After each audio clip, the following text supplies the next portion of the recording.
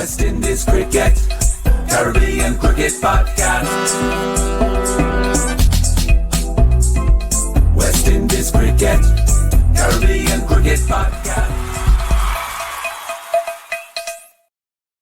Yes, ladies and gentlemen, welcome back to another quick edition of the Caribbean Cricket Podcast. I'm on half the Caribbean Cricket Podcast, Machel St. Patrick Hewitt, and this is, I was about to say the long overdue, long awaited player ratings, but this was supposed to be done earlier in the week, but just didn't get round to it. Simple as that.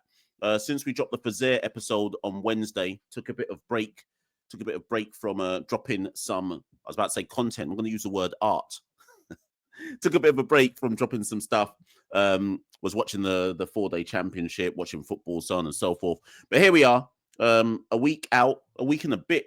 Is it a week? When did that test match? A week and a bit. Since a week, I think, since the West Indies drew the test series against Pakistan. And we're just going to run through a little quick episode, just running through player ratings. Of course, get in the comments below. Let me put the rolling ticker at the bottom here. 1 second, people. Get in the comments below. Where is it? Here we go. Yeah. Get in the comments below. Follow us on the different social media handles at Carib Cricket, X, Instagram, TikTok, Facebook, Blue Sky, Discord. We're everywhere. Follow us. And press the like, share, subscribe button. I've got the stats back for January, actually. We had a record month in January, our best month in 6 months. 100 and what was it? 140,000, I think it was, viewers across the month of January. Clicking on the Caribbean Cricket Podcast channel. Remember, people, no sponsorship for this show. 140,000 viewers, unique viewers, apparently. Clicking across all the different content we put out on the Caribbean Cricket Podcast YouTube channel in the month of January. If you are somebody who wants to sponsor the show, get involved, people. Drop us an email, drop us a DM, get part of the conversation. No one does it like the Caribbean Cricket Podcast. Anyways, let's get into the player ratings. Let's not even dilly-dally. We've done all the reviews about the series and this, that, and the third.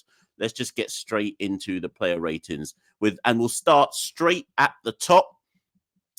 With Kraigg Brathwaite.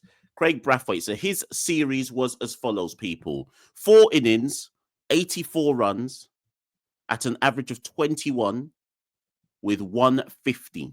That 50, of course, coming in the final innings of the series, score of 52, which set up which set up the kind of total that was set to essentially bat Pakistan out the game. Kraigg came in, batted with intent, and I don't want to say silenced his doubters, because the doubters will still remain, but he played the most critical innings of the series when it mattered most, and which obviously set up the victory in the second test match. He is, of course, the winning captain of the side as well, which means under Kraigg's captaincy now, West Indies now have a 2-0 win in Bangladesh, a test win in Australia, a test win in Pakistan, a series win away in Zimbabwe.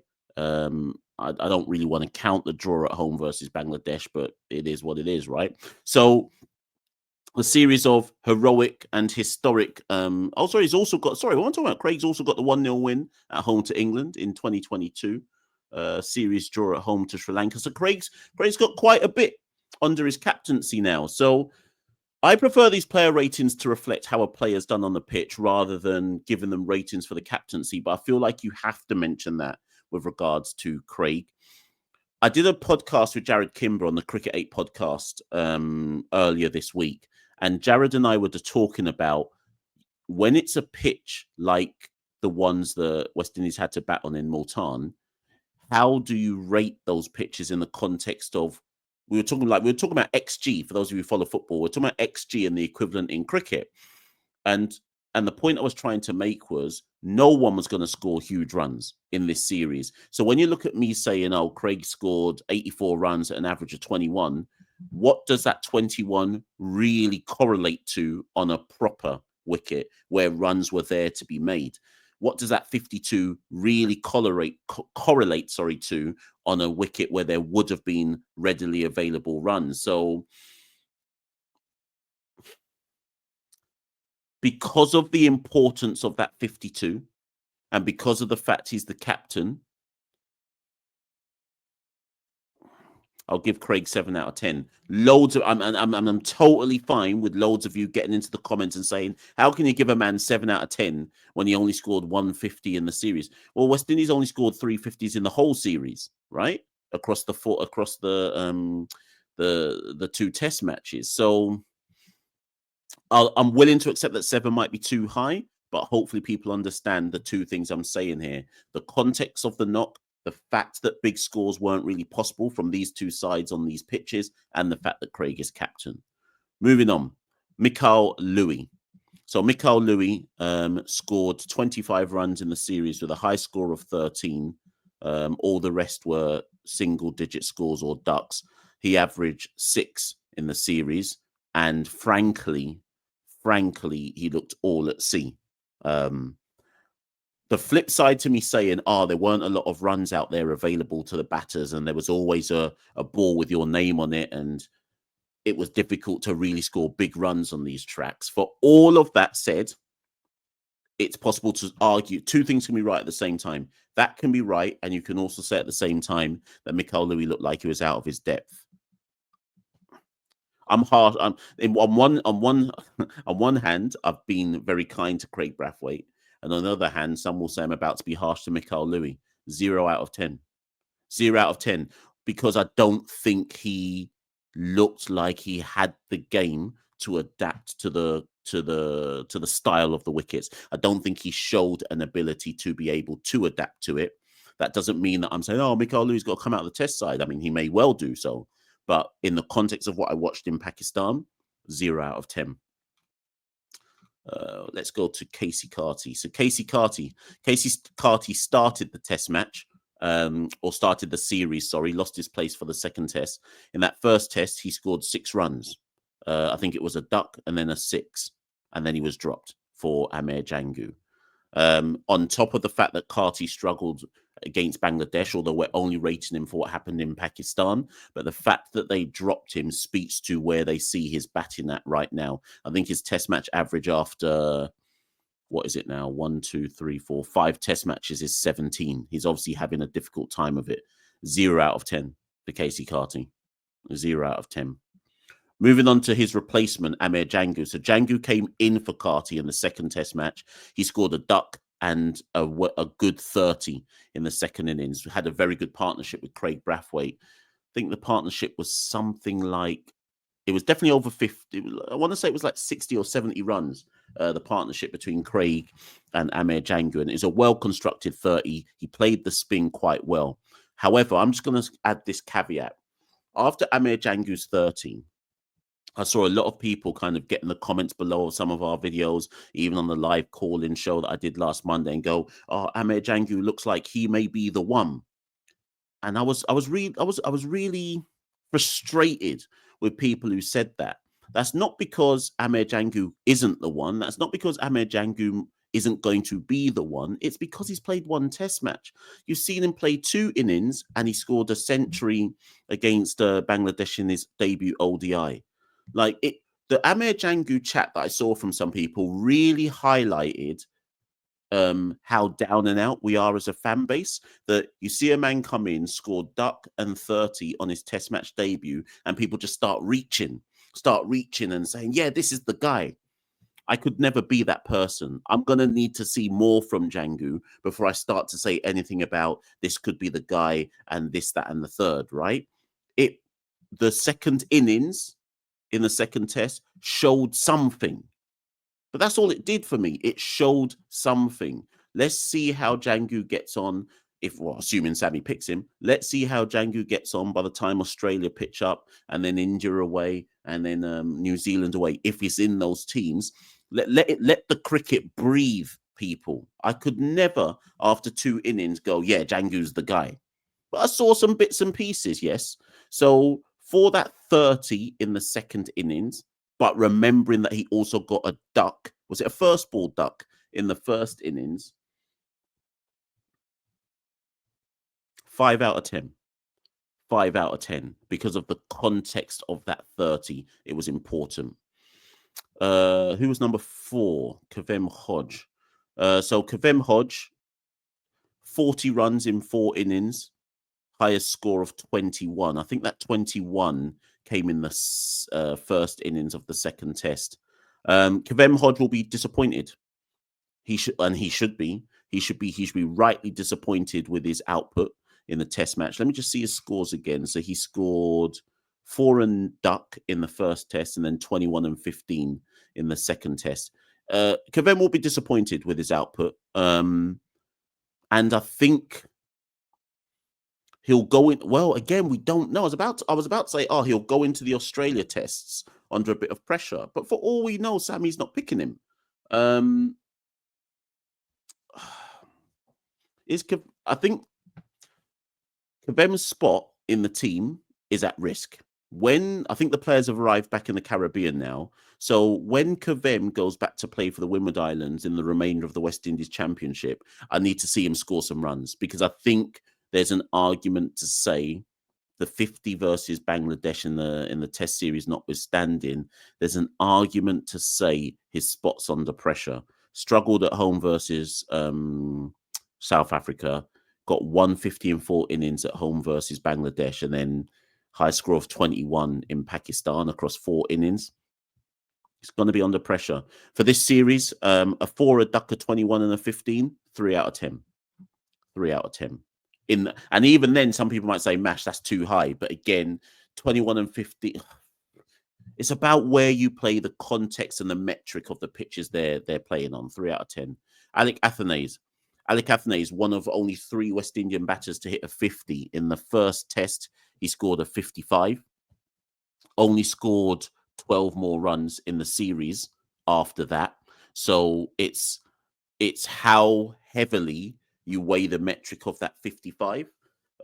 So Alex now got what? What's he got? He got a 90 odd in the series versus South Africa, a 90 odd and a 40 odd in the series versus Bangladesh, and he's now got a 55 in Pakistan in difficult conditions. Failed in the other 3 innings, which is disappointing. Some inaudacious or ill-judged shots. Who did I get? I gave 5 out of 10 to Jangoo for a 30.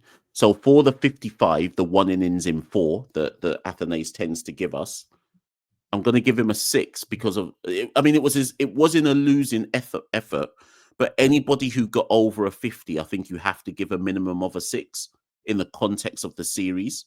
Because across the whole series, even when you add in the Pakistani batters, it's not like many people got over 50 in the series. So I'll give Alick Athanaze a 6 for his 150. Who was number 6? Justin Greaves. Where is he? Where is Justin Greaves on my list today, Ivan? Here he is. Justin Greaves batted at number 6. 4 innings, 24 runs, average of 6, high score of 10, and he bowled 3 overs in the whole Test series. 0 out of 10. Greaves, much like Mikyle Louis, looked like he never truly adapted to what was needed or expected on these pitches, and frankly looked like he didn't have the tool set to be able to adapt to what was needed on these pitches. If Jason Holder decides he's coming back to Test cricket for Australia, Greaves will likely have to drop out again. Again, we don't know about Sammy. We don't know how and where Sammy sees this Test team going. But when you are in the shadow of Jason Holder, you have to continually show up. Otherwise, Holder probably just walks straight back in again. And I know people say, but Greaves got 100 against Bangladesh. But I'm sorry, when Holder is your competition, you have to continually perform to keep him out. I didn't see that in Pakistan. 0 out of 10.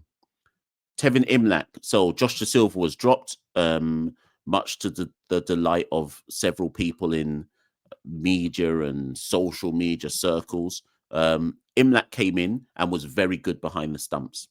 I cannot deny that. He was actually not even very good. He was excellent behind the stumps. In terms of run output, 55 runs in 4 innings, high score of 35, a critical 35 alongside Jangoo and Brathwaite in setting up the total in the second Test match, which took us ultimately to victory. So a high score of 35, which was probably the 4th highest score. No, fifth highest score by anybody in the West Indies team in terms of a single innings, plus being very good behind the stumps. I'm going to give him a 7. I know he didn't get a 50, but I think I'm going to give him the wicket keeping. I'm going to give him the wicket keeping premium because he was keeping on very difficult tracks, low bounce, uneven bounce, some scooting on the ground, the degree, 4.5 degrees of turn, and he kept excellently. So I give him 7 for the wicket keeping premium and the stodgy 35 or well constructed 35 in that second test. Yeah, we'll give him a 7. I think we have to give him a 7. However, just a little caveat from me. When Josh Da Silva was in the team, the criticism that everyone was showing towards Josh, whether warranted or not, was he doesn't score enough runs. I'm going to keep the same energy. Okay. So going forward for Tevin Imlach, yes, he can be a fantastic wicketkeeper, but I'd love everyone to tell me in the comments below, what's the metric for your wicketkeeper? Because on a pitch where you don't have to be an excellent wicketkeeper, such as maybe on a more regular track where the bounce is even, right? Where you just being a regular wicketkeeper is fine.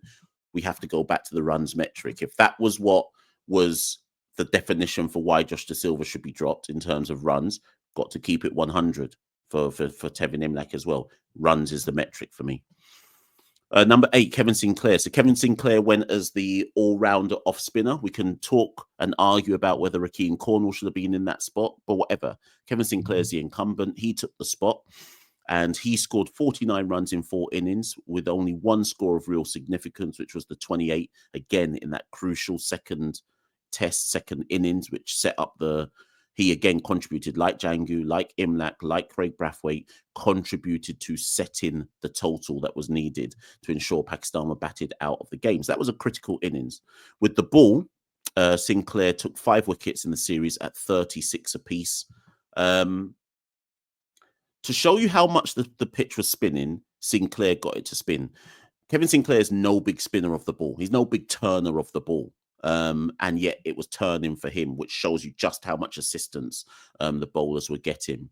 I still haven't seen enough from Sinclair's bowling to suggest that he should be in that premier batting, bowling, off-spinning all-rounder spot.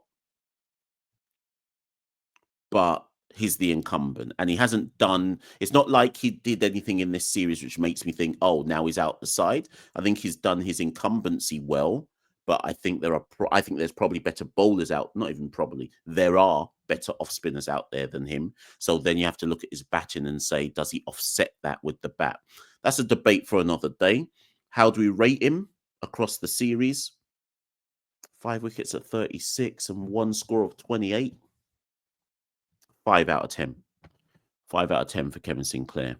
Moving on to Gudakesh Motie. So Motie outbowled significantly by Jomel Warrican. Motie took 7 wickets in the series at 26. Was poor in the first test. Was a bit better in the second test. I think he took 5 wickets in the second test. Bowled really subpar in that first test. And then I think he spoke about how in preparation for the second test, he was working with probably Nikita Miller and the coaches at slowing down his bowling, trying to identify the right length to bowl on these pitches, etc. But what Motie did, where he did excel, was with the bat. He was our top run scorer in the series, 92 runs in his 4 innings, high score of 55, average of 23. Motie was, along with Warrican, Roach and Seales, they were the ones who contributed. Okay. And I just want to remind people that that's not sustainable cricket. It is not sustainable to win test matches where you're 9, 10 and 11 are the top scorers in a series, or are the ones who really contribute across the series. That's not sustainable cricket, and we'll get found out if that's if that is how this team wants to play its cricket. We're going to get found out by the Australians or by anybody else for that matter. If we're not playing a jokey team like Pakistan, we'll get found out with batting like that. But Motie showed up with the bat, average of 23, top score. He's scored 55 and was okay with the ball. Again, the thing is, you've got to consider what's Motie's job. It's not actually. It's two things to consider. What's Motie's job versus match contributions. At the end of the day, it was Motie and Warrican and co who rebuilt the innings after that 38 for 7 in the first innings of the second test. I'm gonna give Motie 8 out of 10, but with this asterisk just saying he didn't actually bowl as well as he should have done, given the assistance from the track. But I'm letting the batting offset that a bit. I'll give him 8 out of 10. Jomel Warrican, don't even need to talk about this. The real Gary Sobers, the modern day Gary Sobers, Jomel Warrican. 85 runs in the series, 2 not outs, high score of 36 not out, average of 43 with the bat, and then 19 wickets in the series at an average of 9, with a 2 fifers and 1 10-fer in the match, right? 2 5-wicket hauls and 1 10-wicket haul. 10 out of 10 for Jomel Warrican. It should be 20 out of 10. The real return of Gary Sobers from Jomel Warrican. What a series. What a guy. And he rightly so was not just man of the match in the second test, but man of the series overall. Don't need to wax lyrical enough. Big up Jomel Warrican. And frankly, he is now West Indies' premier spinner. Every test match we play for the remainder of this year where we need a spinner, it's Jomel Warrican's name that goes first, and every other man can fight for any kind of second spin position. Jayden Seales could only play the first test match, then was injured for the second test match. Brilliant spell in the first innings of that first test match when Pakistan batted, took 3 wickets up top, ended the series with 3 wickets for 64 in the first, across that first test match. Obviously 3 wickets and an average of 21. Also contributed with the bat in his 2 innings at bat, scoring 22 runs. So given that we were playing on spinning tracks, Jayden showed again why he's star boy, even contributing up top with the new ball on tracks that were supposed to aid spinners and spinners alone. So we'll give Jayden Seales. I'm going to give him an 8 out of 10, because what more could he have done given the nature of the wickets? And he helped contribute with the bat. We have to give him an 8 out of 10. And then lastly, Kemar Roach. Kemar Roach came in for Jayden Seales. Remember, actually, do you remember when people wanted Kemar Roach out the side? And it was people like me and Santoki saying, Kemar can't go nowhere. I had uncles messaging me going, oh, you don't know what you're talking about. Stink England, London, man, you don't know what you're talking about. It's time for Kemar to retire. And I kept saying time after time after time, there's no one to replace Kemar Roach. You can't replace that man's nous and experience yet. All the while, Alzari Joseph is still spraying the ball down the leg side for no reason. Kemar Roach still keeps his spot in my side. When Australia come in the summer, providing Kemar's fit, the top 3 seamers in the region, I'm not asking no questions, the top 3 seamers in the region, Kemar Roach, Jayden Seales, Shamar Joseph. Only if we're playing 4 seamers can Alzari Joseph enter my conversation. Right now, Kemar Roach slider, he's still got things to help West Indies with, right? I know he's on that kind of player coach deal, but Kemar showed again, don't write off the old stager, you know. Don't write him off. So Kemar Roach came in for the second test. Again, only bowled 6 overs. Obviously, he bust up his hamstring when he took that catch. Only bowled 6 overs when Pakistan came out to bat in the first innings, but made an immediate impact. 2 wickets for 15 runs. And that was all we got to see of him, because then the spinners took over. But he set the tone. Remember, West Indies recovered to 163 in that first innings, right, after being 38 for 7. And at the time, most people would have thought, boy, that's not enough runs. Slider came out and set the tone immediately, taking 2 wickets up top to put us right into the game. Then the spinners got into their business.